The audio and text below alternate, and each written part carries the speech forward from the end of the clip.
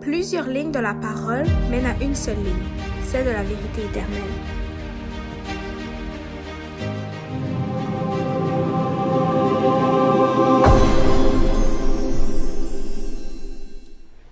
Aujourd'hui, j'ai décidé de parler de la sorcellerie moderne, ou qu'on pourrait appeler au fur et à mesure qu'on va avancer dans cette présentation, on va pouvoir appeler le spiritisme, parce qu'aujourd'hui c'est comme ça qu'on l'appelle.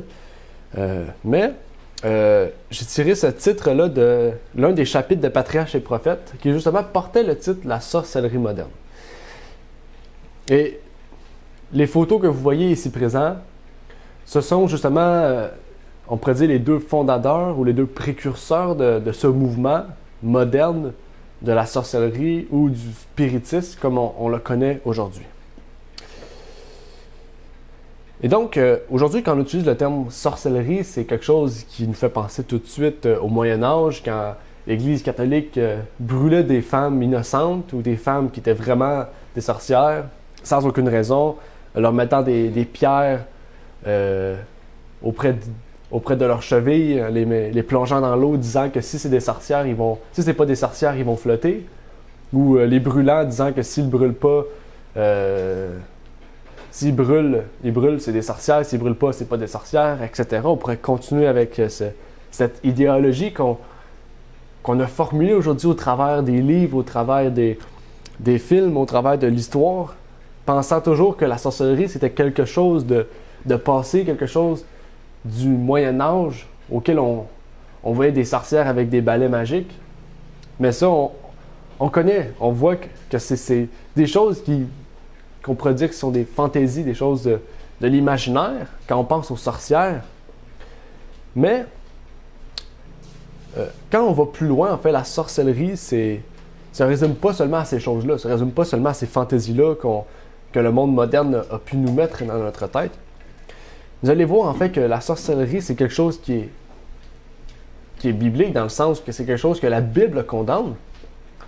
Et justement, aujourd'hui, on va voir ces choses-là, et on pourrait dire qu'on va en être témoin par la parole de Dieu.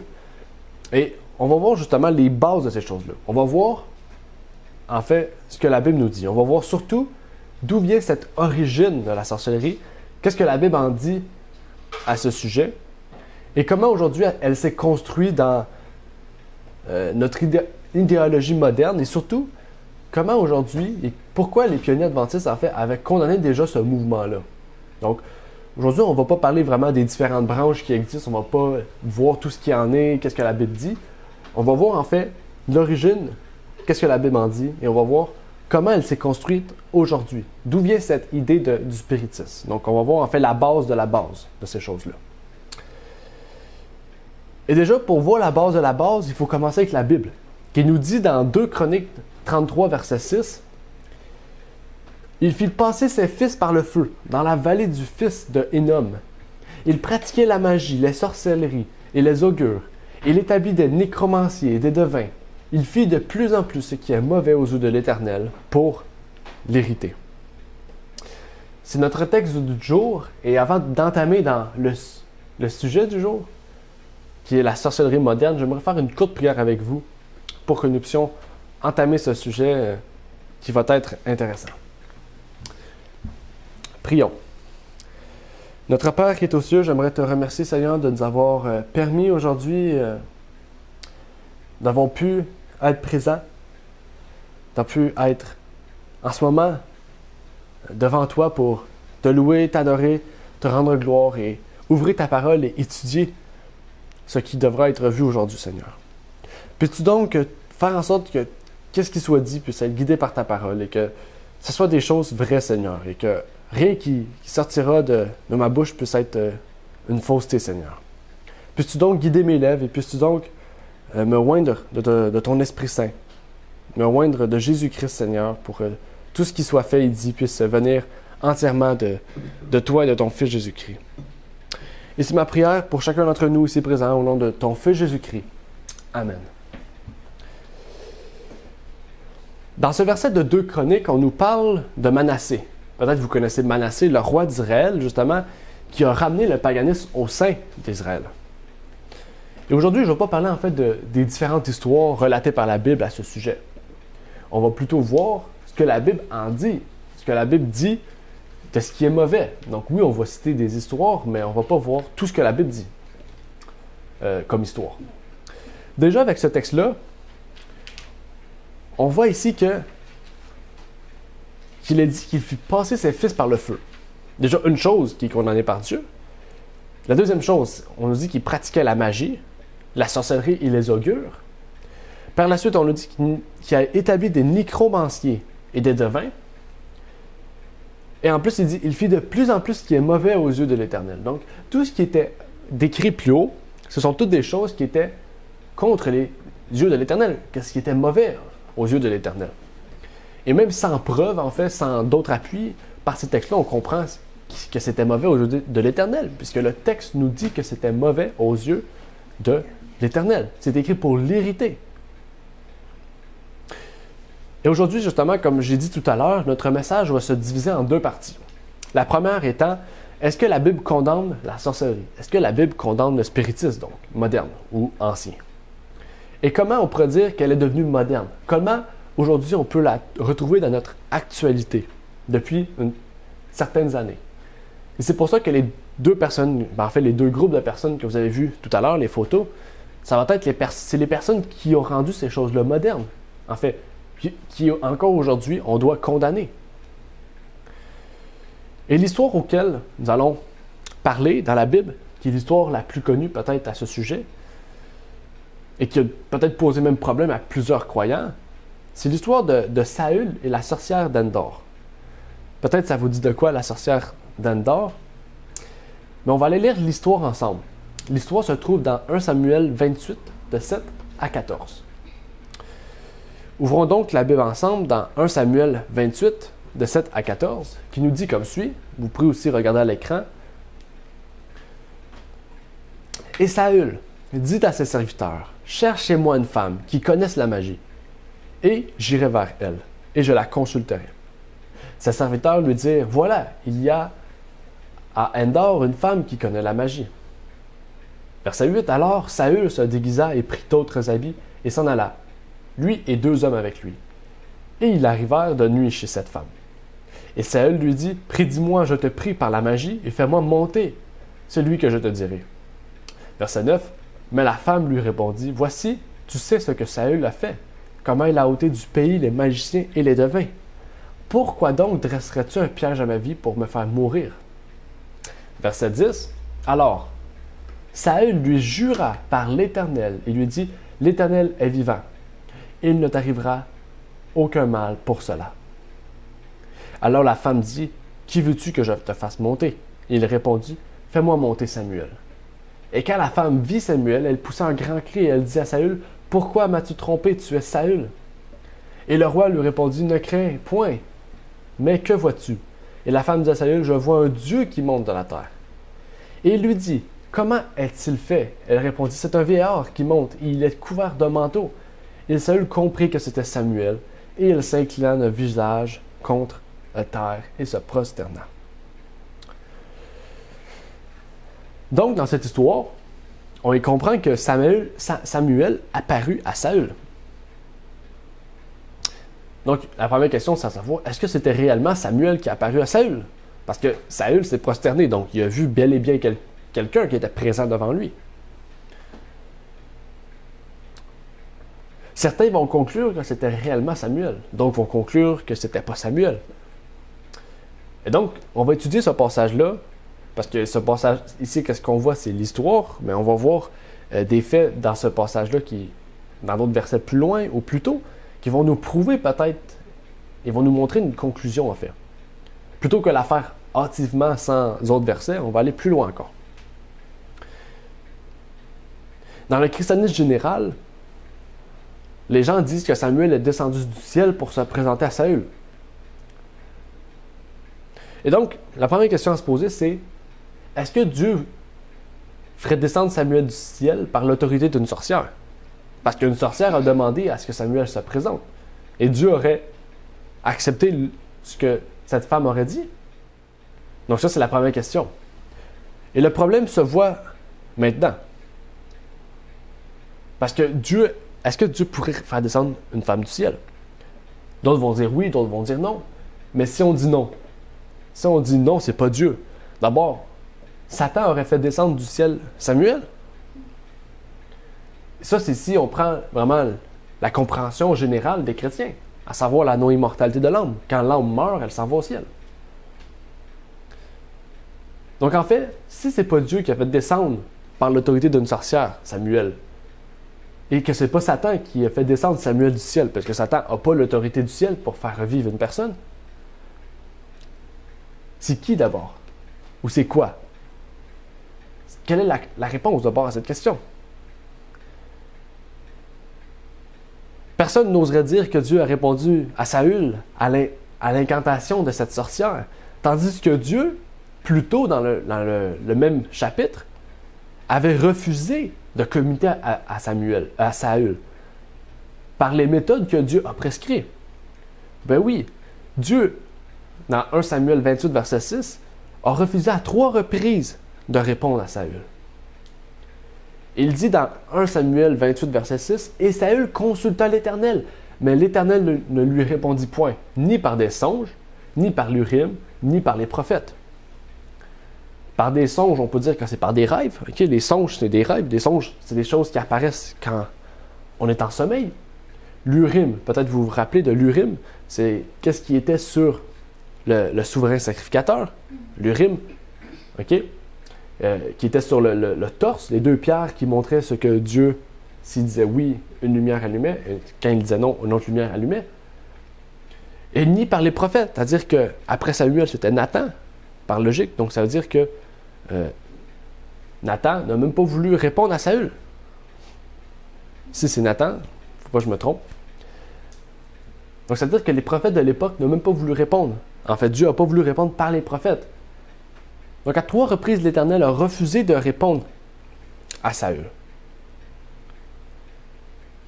Mais l'histoire ne s'arrête pas là. Qu'est-ce qu'on a lu? C'est la première partie de l'histoire qui nous a amené déjà à répondre à quelques questions, en fait. Mais on n'a pas de conclusion. On a des questions, on arrive à des réponses qui nous amènent pas de conclusion. Peut-être que si on continue l'histoire, on va pouvoir comprendre ce qu'il en est de cette histoire. Lisons donc 1 Samuel 28, versets 16 à 19. Mais Samuel dit, « Pourquoi donc me consultes-tu? Puisque l'Éternel s'est retiré de toi et qu'il est devenu ton ennemi.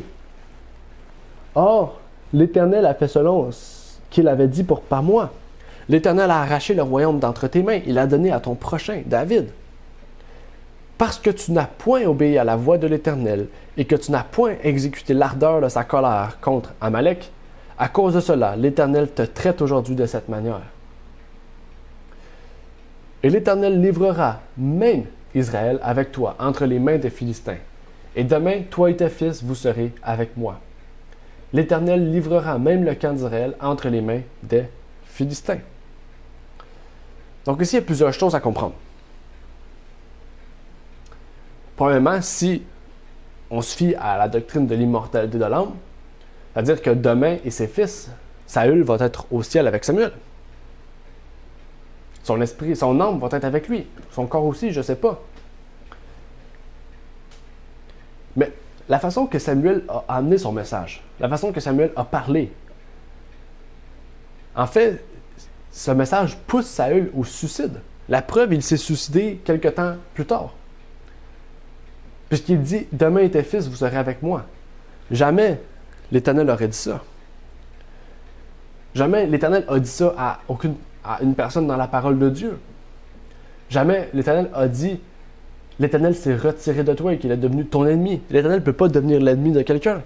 Toutes ces choses-là, en fait, cette histoire-là, ce fait-là, oui, qui était en partie vrai, parce que les Philistins ont bel et bien envahi Israël, tous ces faits-là, en fait, ont poussé Saül au suicide. Est-ce que Dieu pousserait un homme à se suicider? Non. Dieu pousserait un homme à se repentir, à se convertir, à revenir dans le chemin de la vérité. En fait, plus on comprend, en fait, c'est que, oui, ce que la sorcière a fait, l'incantation que la sorcière a fait, est arrivé. Si on a vu tout à l'heure qu'une sorcière, c'était la sorcellerie dans le fond, c'était quelque chose qui était contre Dieu, qu'est-ce que Dieu ne voulait pas, et même que la femme a dit « Tu veux que je meure » puisque Saül tue toutes les sorcières, parce que l'Éternel l'avait demandé. On comprend ici que la personne qui est apparue devant cette sorcière-là venait d'un esprit maléfique. Et on comprend bien ici en fait que Saül, en fait, n'a pas parlé avec Samuel. Saül a parlé avec un démon. Le démon lui dit que demain, il va être avec lui. Pourtant, la Bible nous dit que quand on meurt, on est en sommeil. Et je suis sûr que si Saül aurait été à la tombe, à l'époque, c'était pas une tombe, on pourrait dire que c'était un endroit où est-ce qu'on enterrait les morts. Si Saül aurait été où ce que Samuel est mort, je suis sûr qu'il aurait pu trouver son corps présent, sans vie. Oui, Saül trouva la mort, mais pas par ce message-là, pas parce qu'un démon lui aura dit de se suicider. Saül trouva la mort parce qu'il a désobéi à Dieu. En fait, qu'est-ce qu'il a fait en ce moment? L'histoire qu'on retrouve dans 1 Samuel 28, 16 à 19, était contre ce que Dieu demandait.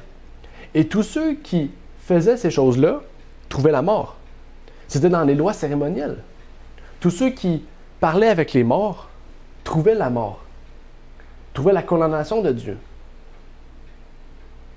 En fait, le fait qu'il ait parlé avec ce démon, c'est ce qui a causé sa mort. Okay? Parce que Dieu l'a poussé à se repentir.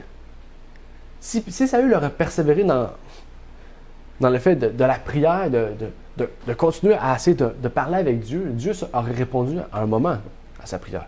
Dieu voulait que Saül se repente. Et donc, Satan ici a fait une contrefaçon du prophète. Peut-être aujourd'hui, c'est moins courant de parler avec les morts, même si on a conscience de beaucoup de ces choses-là. Mais à l'époque, c'était une pratique courante de parler avec les morts. Parce que les morts étaient ceux qui révélaient l'avenir pour ces personnes-là. Pour l'art occulte, parler avec les morts, c'est révéler l'avenir, c'est nous montrer le chemin qu'on doit suivre. Lisons Ésaïe 8, verset 19, qui nous dit comme suit. « Ainsi mourut Saül, à cause de la faute qu'il avait commise contre l'Éternel, au sujet de la parole de l'Éternel qu'il n'avait point observée. » Quelle parole? Celle de ne point parler avec les morts, celle de ne point passer par des sorcières. Il s'est dit, et aussi parce qu'il interrogea et consulta ceux qui évoquent les esprits. Il ne consulta point l'Éternel, et l'Éternel le fit mourir et transféra la royauté à David, fils d'Isaïe. Donc, quand le démon lui disait toutes ces choses-là, c'était pas encore qu'est-ce que Chronique nous dit ici. C'est par la fin de la conversation avec ce démon, en fait, qui a mené à sa perte. Et donc, au prochain roi d'Israël étant David. En fait, la pratique de la sorcellerie, c'était la base de l'idolâtrie. Les païens disaient que leurs dieux étaient des héros, donc des hommes qui étaient morts et qui étaient maintenant adorés parce qu'ils avaient fait de grandes œuvres. Ça ne vous fait pas penser tout de suite à l'Église catholique qui vénère tous les prêtres et les papes et les apôtres qui ont fait de grandes choses. En fait, quand on voit, par exemple, on a vu récemment le pape François qui est allé prier sur la tombe d'un des papes qui était décédé depuis plusieurs années. En fait, cet homme-là est en train de faire de la sorcellerie. Il est en train de prier avec un mort. Il est en train de faire de l'idolâtrie. Et on pense tout de suite à cette histoire fameuse de Nimrod, de Tammuz et de Sémiramis et le culte du soleil. Les gens adoraient le soleil parce qu'ils disaient que Tammuz était mort et était revenu dans la forme du soleil. Et donc, c'est la même chose aujourd'hui. Quand on adore le dimanche, c'est rendre un culte à la papauté. Mais avant tout, c'est rendre un culte idolâtre à un héros dit de l'idolâtrie. Et Dieu condamne cela. Dieu condamnait les gens qui priaient dos au sanctuaire, qui priaient vers le soleil et qui étaient dans le sanctuaire.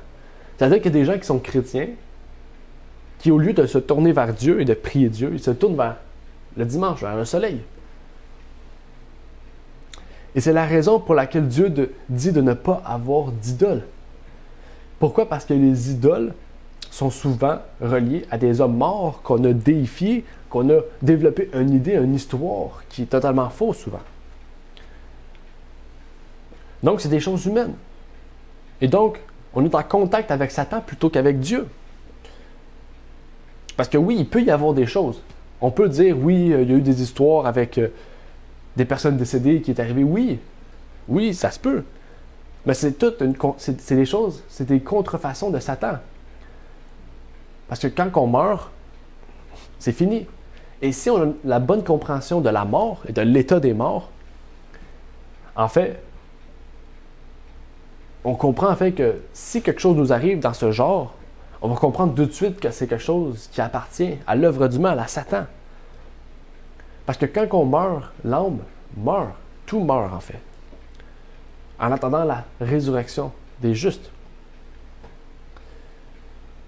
En fait, le paganisme est centré sur le culte des morts. Et la Bible nous en parle clairement à propos de ce sujet. Dans le récit du péché d'Israël à Beth-Péor, on lit, donc dans Nombre 25, 1 à 3. Oups. J'ai pas lu Ésaïe. Oui.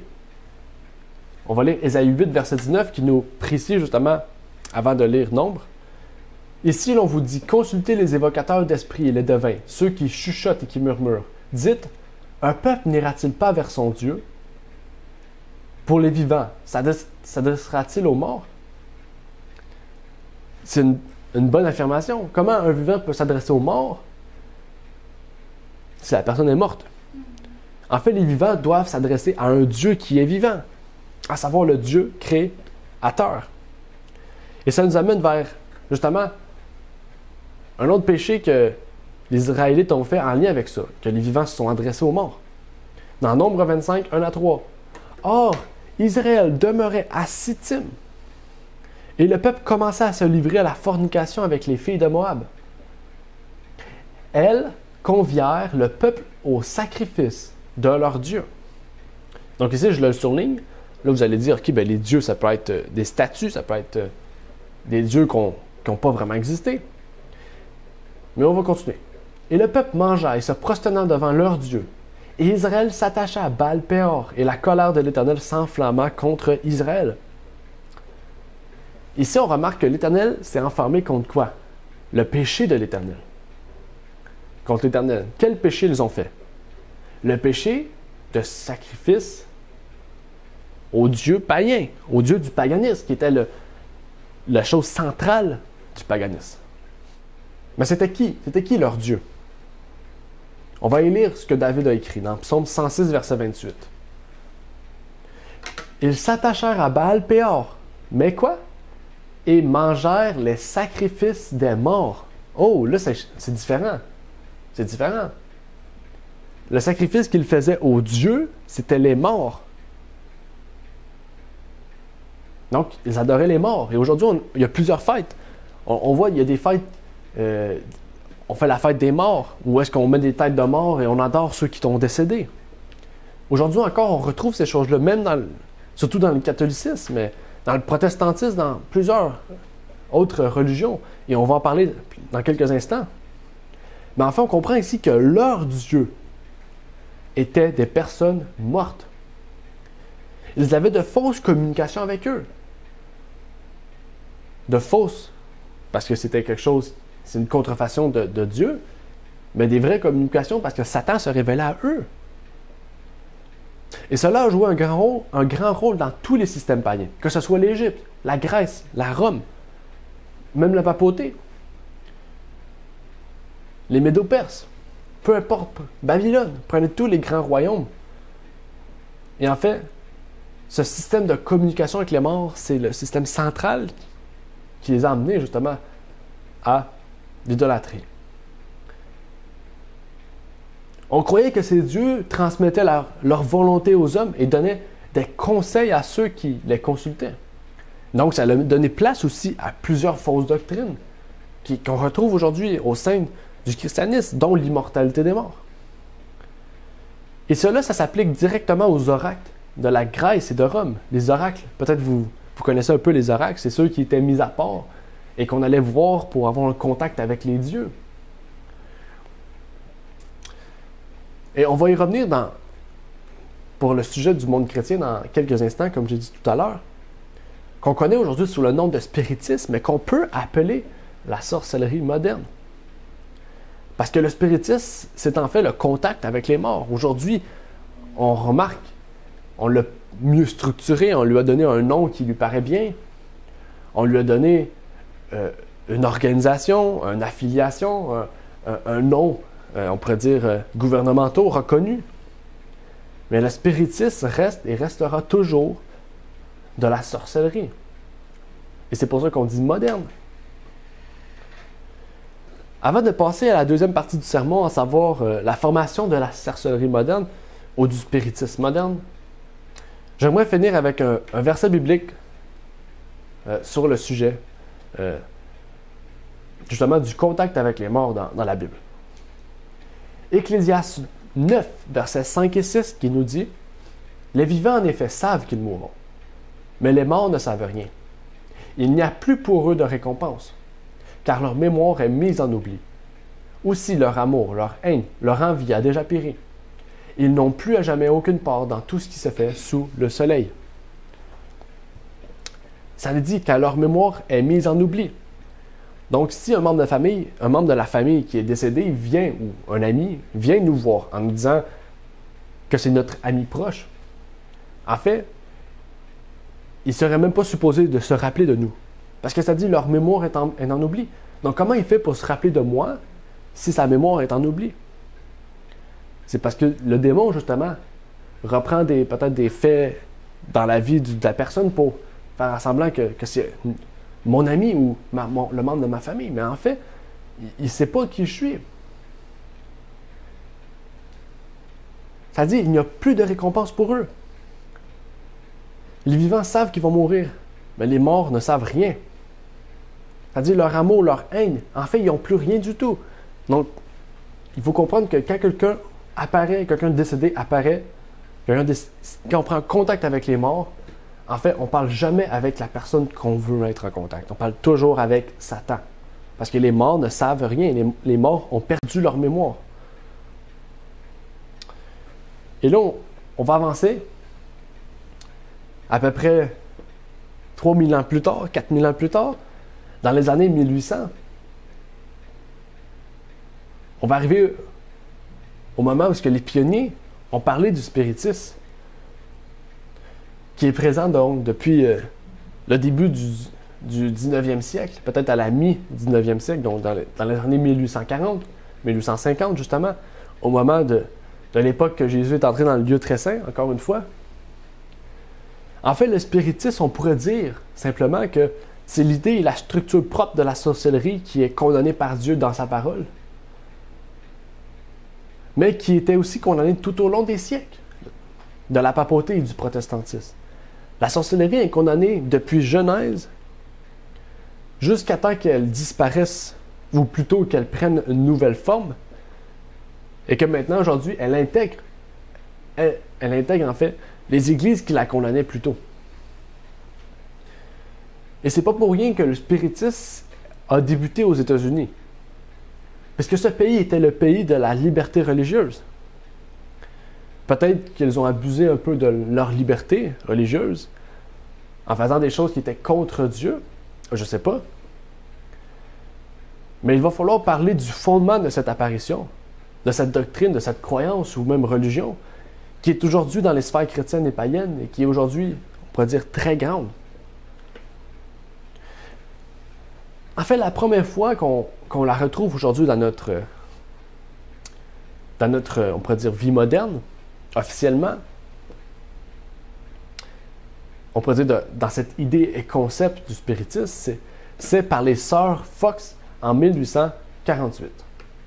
Voici les sœurs Fox Les sœurs Fox, c'est trois sœurs qui ont donc dit avoir vu ou eu ou reçu des choses paranormales aujourd'hui qu'on dirait. Par exemple, des coups dans le mur, des objets qui se déplacent, des bruits qui ne venaient pas d'eux et que pourtant il n'y avait personne dans la maison, etc. Mais avant de continuer sur eux, j'aimerais revenir un peu dans l'histoire, puisque déjà dans la première fois, on pourrait dire, sans que ça soit reconnu, un scientifique et un luthérien, donc un protestant qui s'appelle Emanuel Swedenborg, qui est entre 1688 et 1672, dit avoir eu des visions spirituelles et même parlé avec des anges et des démons. Donc, un luthérien, un protestant, qui a dit avoir parlé avec des anges, des démons, des morts, dans ses rêves, entrer dans un contact, donc aller au ciel ou aller en enfer, etc. Il a dit avoir eu ces visions-là. Mais pourquoi je dis que c'est pas lui officiellement? Parce que dans les mêmes années de sa vie, dans son livre Apocalypse Explain, il dit, voici, vous pouvez voir à l'écran M. Emanuel Swedenborg, qui nous dit comme suit: beaucoup de personnes croient que l'homme peut être enseigné par le Seigneur au moyen d'esprits qui lui parlent, associés au danger pour leur âme. OK? Donc, j'ai pas mis un long passage, mais en fait, cet homme-là condamnait ou disait que, en fait, c'est pas adéquat de parler avec les morts. Même si lui, il dit avoir parlé avec les morts, il dit qu'il faut pas faire ça, que c'est contre la volonté de Dieu. Donc, c'est un peu spécial. Oui, je le sais. Mais je l'ai décidé de le citer parce que les spiritistes disent que cet homme-là a été un peu le précurseur de ce mouvement-là. C'est un peu comme les protestants. Avant que le protestantisme soit fondé, il y a eu des précurseurs qui étaient reconnus par les protestants. Bien, pour eux, c'est la même chose. C'est un peu le précurseur du spiritisme. C'est pour vous dire que même avant ça, ces choses-là existaient. Mais si cette personne-là aurait été condamnée par l'Église, en fait, il serait déclaré un peu comme un sorcier. Mais revenons avec les sœurs Fox. Les pionniers adventistes ont parlé à ce sujet. En fait, c'était pas quelque chose de local, c'était quelque chose d'international, en fait. Toutes les personnes connaissaient les sœurs Fox. Ils ont même fait des présentations devant des centaines de personnes en Angleterre, aux États-Unis, au Canada, dans plusieurs pays dans le monde. Ils ont fait des présentations de leur communication avec ces démons-là. Et les pionniers dans The Sign of the Times de novembre 1888, ils nous disent comme suit: le 21 octobre, Mme Margaret Fox Kane, l'une des sœurs Fox, et que certaines appellent la fondatrice du spiritisme moderne, a fait un exposé sur le piégeage des esprits à l'Académie de musique de New York, devant un immense public. Sa sœur, Kate Fox, se trouvait dans une loge privée et a fait signe par des applaudissements son approbation de la démarche de sa sœur. Mme Kane déclara que le captage des esprits dont elle était à l'origine était une tromperie inventée alors qu'elle était trop jeune pour se rendre compte de ses mauvais effets. Elle a produit devant le public avec ses pieds des coups distincts qui semblaient provenir de différentes parties de la maison. Et a déclaré que l'ensemble du spiritisme était une fraude du début à la fin. Bien sûr, beaucoup reçoivent cet exposé comme une explication parfaite du phénomène du spiritisme, mais il est peu probable qu'il freine le moins du monde la propagation de cette illusion satanique. Il y a dans le spiritisme une puissance qui ne peut être expliquée par le craquement d'un gros orteil. Et seule une bonne compréhension des enseignements de la Bible sur le sujet permettra à quiconque de s'opposer aux ruses du diable telles qu'elles sont exposées dans les manifestations spirituelles authentiques. Il est écrit depuis longtemps dans les pages de l'inspiration divine que, dans les derniers jours, les esprits du diable iront faire des miracles pour tromper les habitants de la terre. Et seuls ceux qui recevront ce témoignage seront capables de résister. Donc en fait, tout le monde dans les années 1880 reconnaissait que les sœurs Fox, en fait, c'était pas réellement des médiums. C'était même pas des spiritualistes. on peut dire, aujourd'hui on appellerait ça des fraudeuses. Ils ont un peu fait de l'argent sur le dos des gens, pourtant c'était quelque chose de pas vrai. Mais on l'a lu, les pionniers reconnaissent, ils savent que ça a été le précurseur, la fondatrice du mouvement spiritiste.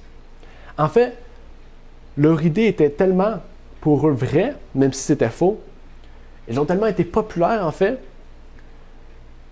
que même si eux, par la suite, ils ont arrêté ces choses-là. Par la suite, ces trois sœurs-là sont devenues protestantes, se sont mariées, ont eu des enfants, sont devenues chrétiennes. Ils ont fait une vie chrétienne. Mais en fait, leur vie qu'ils ont faite, avant cela, ont mené justement à ce qu'on retrouve aujourd'hui. En fait, même si pour eux c'était faux, tout ce qu'ils ont fait c'était pas vrai, en fait, des gens ont vraiment, par la suite, écrit des livres, essayé d'établir des liens, des contacts. Les médiums ont commencé à faire beaucoup plus, on pourrait dire, ont commencé à apparaître de partout. En fait, qu'est-ce qu'on connaît aujourd'hui comme les médiums avec les boules, les tireuses de cartes, etc., c'est tout venu de ces sœurs Fox qui, au départ, reconnaissaient que c'était faux. Et même les pionniers disaient que, même si eux reconnaissaient que c'était faux, ils disaient que, pour eux, même si c'est pas seulement un gros orteil ou c'est pas seulement des claquements de doigts ou des applaudissements qui font en sorte que c'est pas vrai. En fait, eux, c'était un peu la pomme dans le panier, en fait. À cause de eux, toutes ces choses-là sont apparues. Toutes ces choses-là sont venues à l'existence. Et même à tel point qu'en 1849, donc 30 ans plus tôt que cette citation, elles ont formé le premier noyau de spiritualistes. Donc, c'est-à-dire vraiment, ils croyaient à ces choses-là. Et c'est apparu justement l'association du spiritisme avec une famille Quakers. Et les Quakers, c'est un groupe protestant très conservateur, qui ont décidé d'accepter le spiritisme. Donc, qu'est-ce qu'il faut comprendre, c'est que le spiritisme, c'était pas une branche, on pourrait dire, d'une autre religion. C'était une branche du christianisme. Ces gens-là reconnaissent qu'il y a un seul Dieu. Mais ils en font en fait de la sorcellerie avec la Bible. Pour eux, Jésus, c'était un peu un magicien. Il faisait ses actions par la magie, en fait. En fait, c'est l'inverse de la scientologie. Peut-être que vous connaissez la scientologie par plusieurs acteurs d'Hollywood qui sont là-dedans. Bien, la scientologie disait que Jésus, en fait, faisait ses miracles par la science, en fait.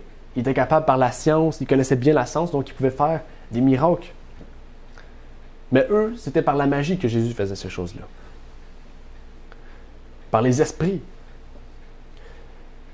Mais justement, quand on lit le dernier paragraphe de Sign of Times de 1888, les pionniers adventistes savaient que ce mouvement que les sœurs Fox, avaient entamé allait accomplir ce que les prophéties dans les derniers jours diraient sur la révélation de Satan.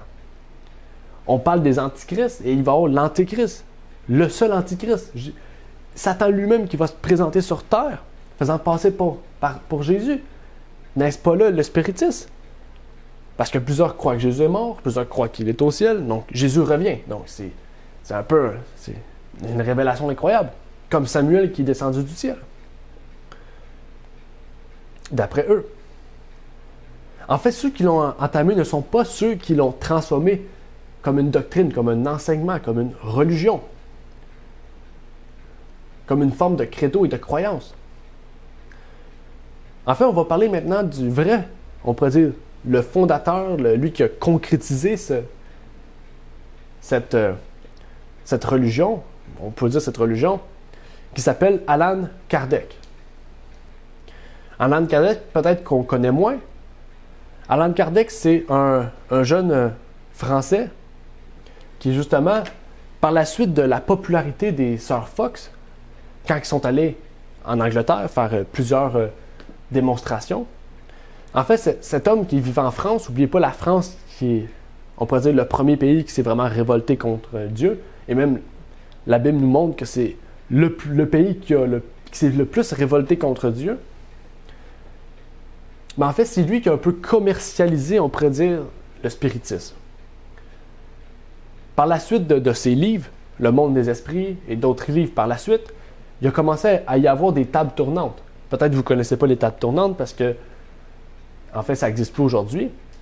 Mais en fait, les tables tournantes, c'est le précurseur du Ouija, qu'on connaît très bien.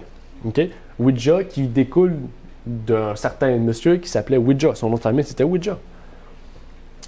Et le Ouija est apparu dans les années 1920, donc un peu de temps après la mort d'Alan Kardec. Et le Ouija, n'oubliez pas, c'est un dépôt légal de Hasbro. Peut-être que vous ne connaissez pas Hasbro. Hasbro, c'est la compagnie de jouets pour enfants. Donc, une compagnie de jouets pour enfants commercialise un jeu satanique. Un jouet satanique, okay? Qu'on retrouve maintenant chez Walmart, c'est dans tous les commerces généraux. Mais en fait, ce monsieur-là a développé la structure du spiritisme, avec des croyances, avec différents livres, avec des versets bibliques. Il a structuré vraiment sa chose-là pour que les chrétiens puissent, on pourrait dire, le légitimer, le rendre, on pourrait dire, chrétien. Pourtant, les Sœurs Fox sont restées justement ceux et celles qui ont formé ce mouvement. Et même Alan Kardec reconnaît les Sœurs Fox comme étant, on pourrait dire, la mère du spiritisme. N'oubliez pas, dans toutes ces choses-là, ces gens-là étaient chrétiens. Donc, c'est plus une histoire seulement de secte ou de quelque chose, c'est une histoire de religion, une histoire de dénomination. C'est une histoire que maintenant leurs doctrines ont rendu les choses plus faciles pour interagir avec Dieu. Et je dis bien Dieu parce que c'est interagir avec leur Dieu qui est Satan. Parce que le spiritisme, ce n'est pas un problème seulement pour les non-chrétiens. C'est un problème pour les chrétiens. Les chrétiens aussi font la même chose. Et peut-être si vous allez dans des enterrements ou je veux dire des funérailles de personnes qui ne sont pas chrétiennes et que c'est un prêtre qui est en avant, le prêtre va dire que la personne est décédée, oui, mais que si vous voulez, vous priez cette personne-là et vous pouvez parler avec cette personne-là et qui va apparaître.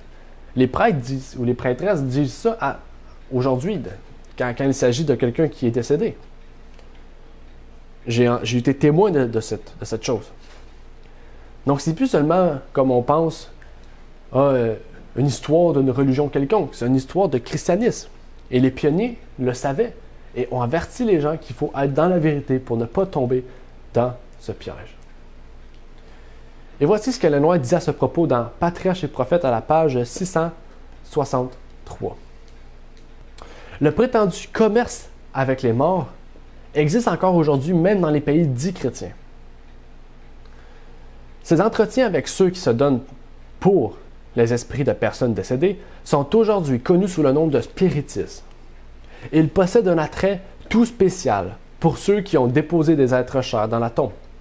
Sous l'aspect de ces amis qui sont morts, des esprits vaporeux leur apparaissent, leur parlent d'incidents qui se sont produits dans leur vivant et leur rappellent leurs habitudes.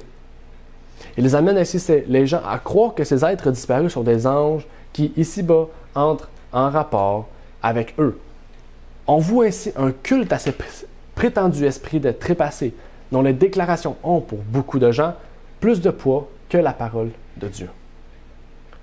C'est grave. Ça dit ici, des esprits vaporeux leur apparaissent, leur parlent d'incidents qui se sont produits de leur vivant et leur rappellent leur habitude.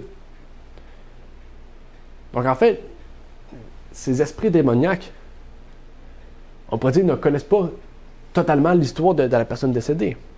Ils font rappel à quelques événements pour leur montrer vraiment et réellement que c'est un ami ou un proche qui est décédé. Et après ça, ils leur disent ce qu'ils veulent savoir, ce qu'eux veulent leur dire en fait. Le démon peut autant leur apporter une fausse doctrine, un avenir incertain. Et là, on met confiance à ces esprits. Et c'est là qu'en fait qu'on commence à entrer dans ce jeu de Satan. Et ça dit ici que certains mettent plus de poids sur cela que la parole de Dieu. Aujourd'hui, dans le monde chrétien, on voit différentes confessions religieuses avoir des contacts avec les morts, dire que l'âme est immortelle. Et Satan leur permet d'avoir donc des visions d'anges, de membres décédés, de voyages astral au ciel ou que ce soit sur la terre. Tout cela est le plan de Satan pour détruire le christianisme. Et en fait, par la façon de chanter, la façon de prier, de comprendre la Bible, la façon de jouer un instrument, etc. Il y a plusieurs moyens. Tout cela a un effet et la concrétisation du spiritisme par les différents journaux ou livres d'Allan Kardec n'a fait qu'amplifier en fait les problèmes qu'on retrouve aujourd'hui. Parce qu'aujourd'hui, en fait, quand on voit les religions chrétiennes dire qu'ils reçoivent le baptême du Saint-Esprit, on voit en fait qu'on dirait des possessions, en fait, c'est entrer en contact avec les esprits sataniques. Ces gens-là, en fait, entrent en contact avec, peut-être pas les morts, mais avec des esprits. Et c'est justement du spiritisme. Et on pourrait en parler encore aujourd'hui de plusieurs formes. On pourrait en parler beaucoup de ce sujet, qui est aujourd'hui peut-être, et même beaucoup banalisé.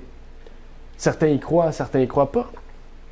Mais pourtant, la Bible nous dit que ce sera la plus grande tromperie de Satan. Le spiritisme est le centre de la tromperie de Satan. Et j'aimerais terminer par 2 versets bibliques qui nous parlent justement de cette grande tromperie que Satan prépare. En ce moment, peut-être on ne la voit pas, mais déjà, c'est en train de commencer depuis le temps des pionniers, en fait. On voit ces choses-là arriver. Mais bientôt, ces choses-là vont s'empirer.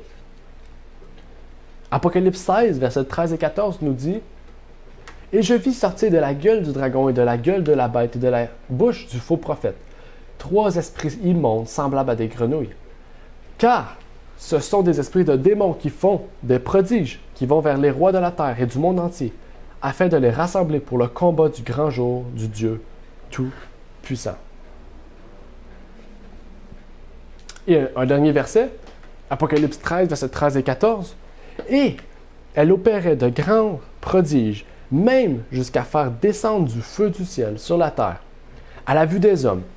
Et elle séduisait les habitants de la terre par les prodiges qui lui étaient donnés d'opérer en présence de la bête, disant aux habitants de la terre de dresser une image à la bête qui, après avoir reçu le coup mortel de l'épée, était encore en vie. » Donc voici un peu ce qu'on pourrait dire sur la sorcellerie moderne. Et on a vu dans la parole de Dieu que ces choses vont arriver à la fin des temps, que ces choses, en fait, arrivent depuis la Genèse, et qu'en fait, faire ces choses-là, c'est désobéir à la loi de Dieu, désobéir au commandement de Dieu. Et en fait, la Bible nous dit que c'est hériter Dieu. Israël a hérité Dieu, faisait ces choses-là pour hériter Dieu. Donc, si on fait ces choses-là, on va hériter Dieu. Et la Bible nous dit qu'à un moment donné, quand la coupe, la colère de Dieu va déborder, en fait, on pourrait sortir le verset, ça en est fait. Ça sera fait. Le temps va arrêter. Et là, il sera trop tard pour se repentir. Faisons le bon choix. Gardons les yeux fixés sur Dieu, puisque nous avons connaissance de ces choses-là. Et on a lu tout à l'heure dans le Sign of the Times que d'avoir la connaissance de ces choses-là va nous permettre justement de ne pas tomber dans les pièges de Satan, dans ce piège du spiritisme. Que Dieu vous bénisse et Amen. Amen. Je vais terminer par une courte prière avant de chanter le chant de clôture. Prions. Notre Père qui est aux cieux, j'aimerais te prier, Seigneur, pour te remercier de nous permettre aujourd'hui d'être présents pour partager ta parole.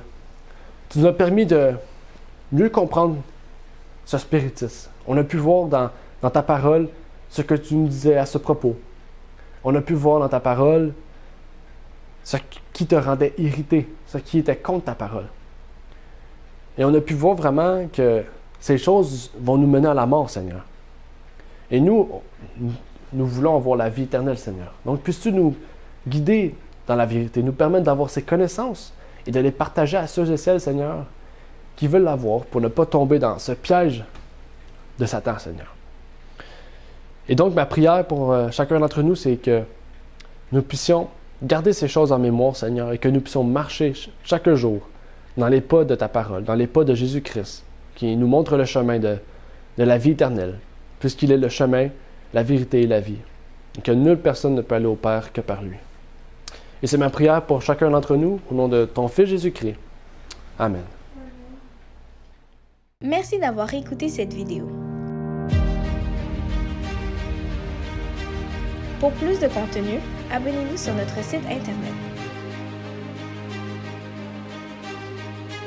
Il est également possible pour vous de nous suivre sur notre page Facebook et de nous contacter par email.